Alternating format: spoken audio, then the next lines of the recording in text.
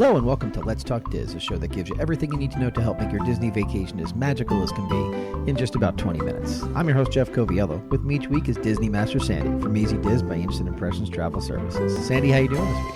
I'm doing great. How about you? I'm doing very well.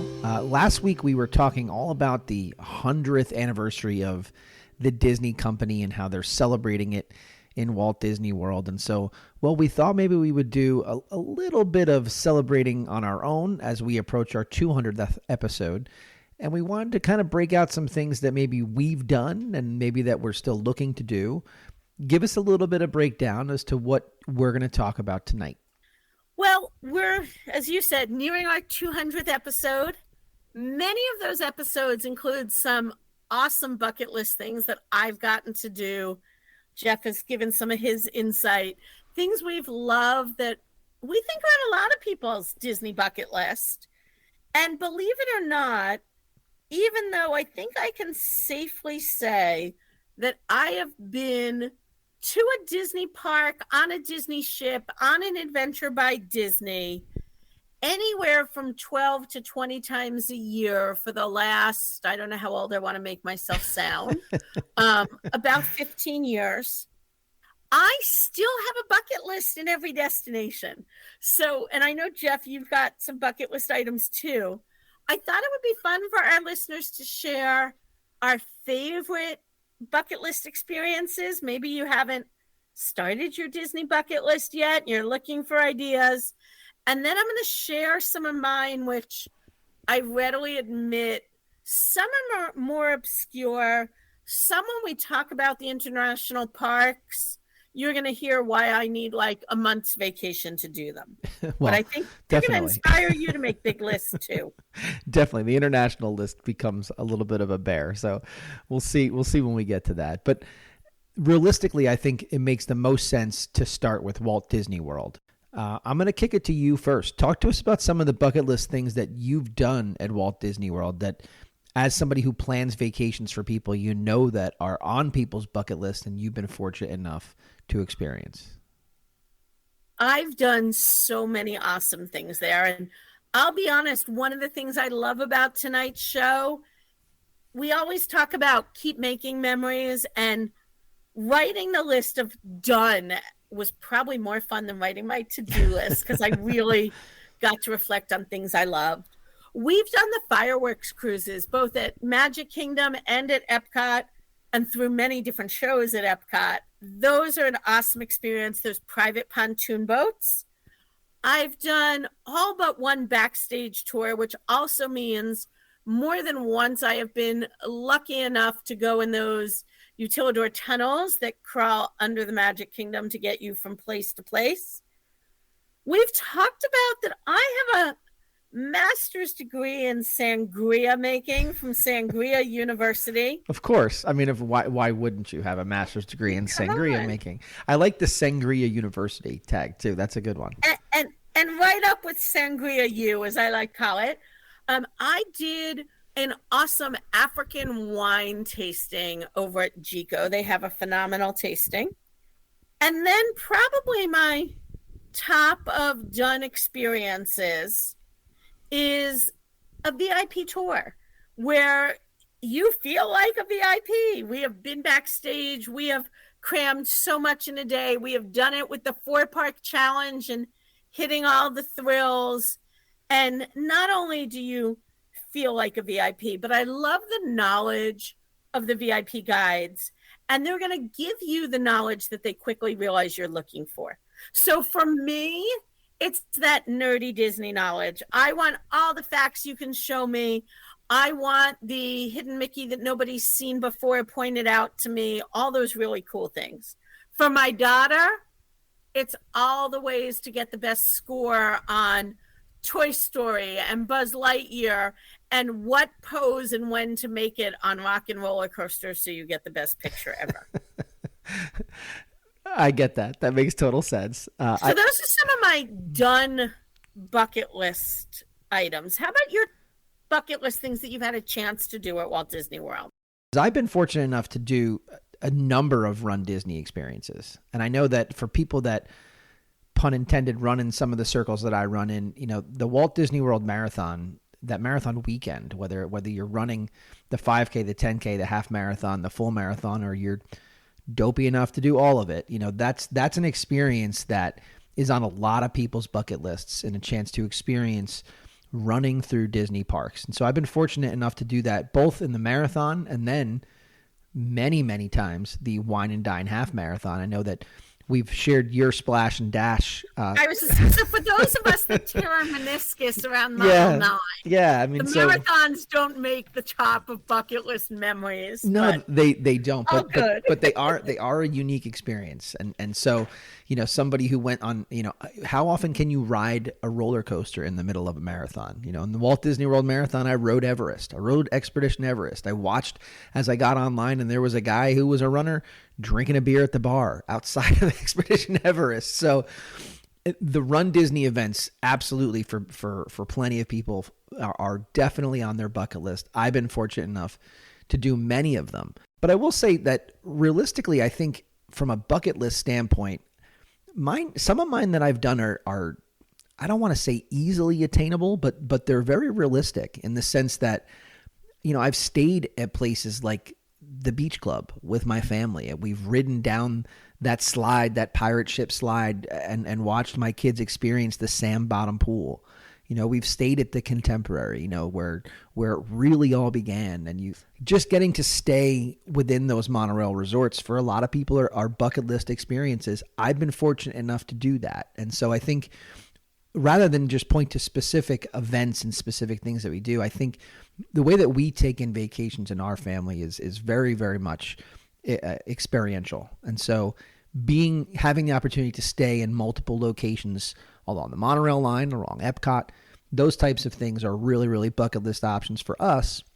And getting a chance now to share that with our kids after we experience them solo, I think a lot of our bucket list stuff has to do with the hotels. It's why I love talking to people about Disney, because it makes me say, what's on a lot of people's bucket list that I'm lucky to say I've accomplished? I've stayed in every resort. That's right. A great item to put on your bucket list. And let's be fair, not everybody has. Most people are not going to come close to staying in all the hotels because they're not going to be able to get there as many times as people like you and even like me, who goes less than you but still goes a lot. Staying and getting to experience everything from the Art of Animation Resort all the way to the Grand Floridian resorts and seeing what these things have to offer. Many of them have different bucket list attractions tied to them. Let's go to the things that we haven't done, because I know that I've got a couple things on my list that I haven't done at Walt Disney World. I don't know that I'm going to get to all of them, to be perfectly honest with you. I was just going to say, I guess there's a reason it's called a bucket list. Right. I realistically don't expect to fulfill mine. I'd like to be able to cross a couple of them off. So I'll put them out there for people who are wondering. Well, I have stayed in every hotel. What I haven't done is stayed in one of the Polynesian bungalows. I would like to do that for a night. Sure. I have never been lucky enough to be selected to be a Grand Marshal at a parade. And that is just a random person or family selected.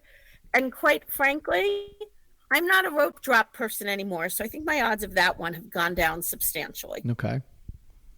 Next on my list, I have a big bucket list still, even though I go so much. There are now 4 Club 33s hidden within Walt Disney World, one within each park. Mm-hmm. If you're listening and you're a member and you're looking for a guest, I will fly down any day that you would like to take me as a guest. I will too. I would appreciate it. I would love to see inside of Club 33. I have interviewed for it. I had considered it. I have turned it down. I have seen a lot of pictures of inside, but I have never personally made it inside. I have done the candlelight processional, which we've talked about. I'll even throw links in because it's one of my favorite activities at Walt Disney World. But there are so many awesome narrators, and some of them come back every year. Some of them skip a couple of years and then come back. I would like to move into Disney for 30 days and see them all. My list of narrators that I haven't seen is probably larger than my list that I have seen, and I've probably seen about 20 of them. Also on the list of things I've done, but I feel I haven't completed, I've talked about the Dining with an Imagineer program, which is one of my absolute favorites. It still isn't back post-COVID. I'm holding out hope. Disney, if you're listening, don't let me down here. I have dined with 9 of the Imagineers. There are 28 of them in the program. I want them all. I love all the different storytelling. It is a favorite for me. I would like to do that. And then I will give you my ultimate of bucket lists, which is the one that will sadly definitely remain unfulfilled. I would love to own a house in Golden Oaks. So, maybe I need a little bit more on the lottery. I don't know. But that is that community kind of right next to Fort Wilderness. Houses begin at over $1 million. There are almost none of them in that price range anymore. I look at the new ones that come on the market. I check their website at least once a month. The ones on there right now are $7 to $9 million. It is that private gated community. There are some everyday people in there. And then there are some celebrities that love Disney that are in there. Wheel watchers, you know who lives in Golden Oaks? I kind of gave it away. But well, one of two. You may not have known. You gave it away, one of Pat two. Sajak is a huge Disney fan and lives in Golden Oaks. Yeah, Golden Oak wouldn't be such a bad play. That is my Walt Disney World. I'll call it a dream list. My done list was a bucket list. I am so fortunate for all that I have done there, but there will always be more. And again, Walt Disney World is always changing. So I imagine there are things coming that I don't know are coming.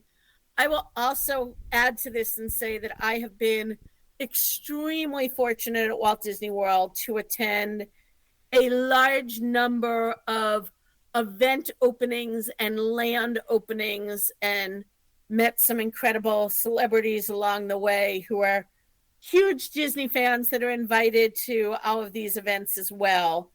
And my done and to bucket list is just oodles and oodles of magical memories. So I am lucky to do what I love and take part in Disney so often. Well, I think right where you just left off there is really sits number one on my bucket list, in the sense of when they're opening something brand new. I have not yet been among the very first to experience it. We were close when they opened Guardians of the Galaxy. We were in some of those early previews and got on them first. But every time they open a land, it hasn't fallen within the time range that I can get there. I would really, really like to be there when they open certain things. I remember very distinctly when Splash Mountain opened, and I was watching it on television as they were riding down with those costumed characters going down that big plunge. And I would love to be there when they reopen that event or that attraction rather, as it's rethemed with Tiana. I think that would be an awesome thing to be there for. But number one really on my list is really something that I don't think I'll ever get a chance to do. And it's not because I won't be able to. It's just because I probably just won't pull the trigger on the cost that goes with it. And it's that I would love to sit at the chef's table at Victoria and Albert's over at Disney's Grand Floridian Resort. I am a foodie at heart, and just the opportunity to dine in one of the finest restaurants, really, definitely in the country, maybe in the world, definitely in Walt Disney World. It just screams out to me. And if I had the opportunity to do it, and again, if we were going with somebody who's a member of Club 33 and they were picking up the tab, you can bet that you would not be able to wipe that smile off of my face as we were sitting there in that experience. So that's really number one for me. Let's navigate over to Disney Cruise Line, right? So there's a couple of things on Disney Cruise Line that certainly could make anybody's bucket list. I am nowhere near the sailor that you are as far as Disney Cruise Line. We sailed early before we had children, and then since we've had children, we actually tried to sail a couple times, as you know. And this little thing called the COVID-19 pandemic put a big kibosh on some of those sailings. So I'm going to kick it to you. What are some of the things you've done on Cruise Line that would be on anybody's bucket list and were on yours until you were able to check them off? So among the awesome things that I can say is that I have sailed on all of the ships. I mean, that's that's bucket list itself. I definitely have my reservation ready for the treasure. I can't wait. I was going to say that they're And making it harder for you because they keep they keep adding ships to the fleet. they do, but I will admit it's going to be the one after the treasure that gets me. And I'm going to sneak ahead if that's okay. The one after the treasure is never supposed to come to America.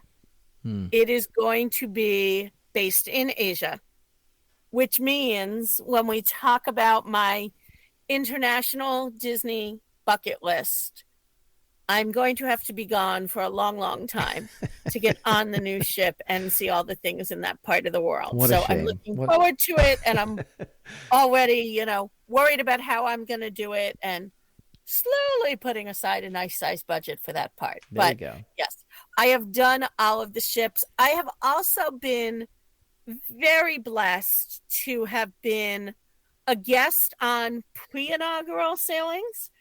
I have done sailings right when the ship has come back from dry dock and has so many new things to share. And one of the things that I count that I love is I have sailed from 8 different ports of call.